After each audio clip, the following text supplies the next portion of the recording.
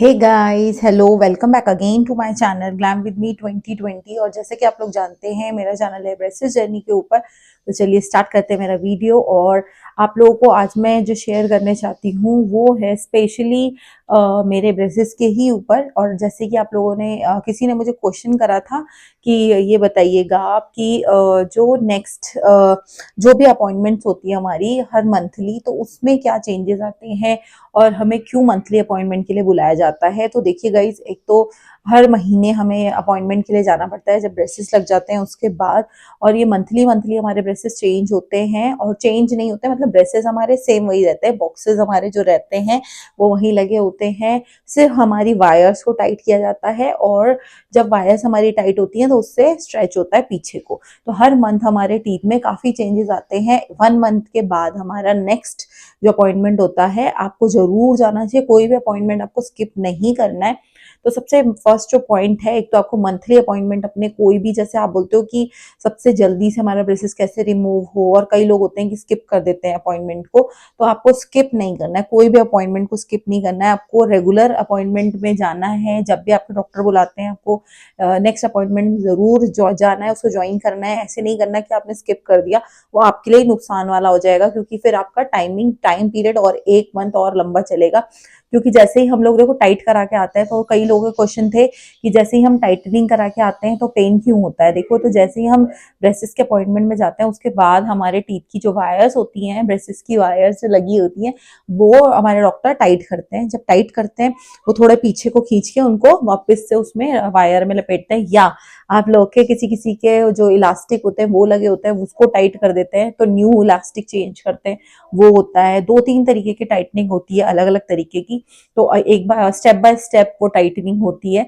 तो जब वायर्स के बाद, जब आपकी ब्रैकेट्स के बाद जब वायर्स जब टाइट होती हैं, उसके बाद जब आपकी इलास्टिक लगती है, तो जो ये गैप होते हैं टीथ के, इन गैप्स में इलास्टिक लगती है, जिससे ये इलास्टिक से खिंच खिंच के वापस पीछे को जाए।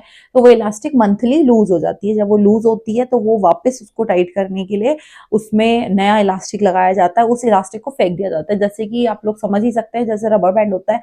तो जैसे कि हमारे जो हेयर के इलास्टिक बैंड होते हैं, एयर बैंड्स होते हैं, हेयर बैंड जो होते हैं हमारे, तो जैसे कि वो हमारे लूज हो जाते हैं इलास्टिक की वजह से। और 1 मंथ सेम वैसे ही इलास्टिक की तरह वो भी वर्क करता है। और उसके बाद जब हमारी मंथली टाइटनिंग की बारी आती है और हमें मंथली मंथली जाना होता है, तो उससे क्या होता है कि वो जो प्लेस होती है, जो गैप हमारे बन जाते हैं टीथ में, जो रिमूव करने के बाद होते हैं, उस गैप को फिल करने के लिए ही वो हमें किया जाता है। बार बार इलास्टिक टाइट किए जाते हैं, बार बार इलास्टिक चेंज किए जाते हैं मंथली, और वायर्स को टाइट किया जाता है। इसी रीजन से ये सब होता है। और नेक्स्ट जो हमारा है, मैं इसी टॉपिक पे बात कर रही थी, और कई लोगों ने मुझे क्वेश्चन करा था कि आप ये भी बताइएगा कि जो ब्रेसेस होते हैं वो कितने टाइम में असर दिखाना शुरू कर देते हैं, और कितने टाइम के बाद, कितने मंथ हमें लगते हैं वो जो स्पेस होता है उसको कवर करने के लिए। तो जो हमारे एक्सटेंशंस होते हैं, जो हम टीथ रिमूव करते हैं, उसके बाद हमें 6 मंथ लगते हैं प्रॉपर उसको थोड़ा सा चेंज होने में। 1 ईयर तो आप मान के ही चले कि 1 ईयर तो लगना ही लगना है ब्रेसेस से आपका।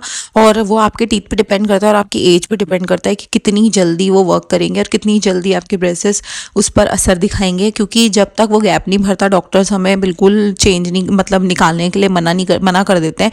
बिल्कुल भी अलाउड नहीं करते कि वो हम निकालें।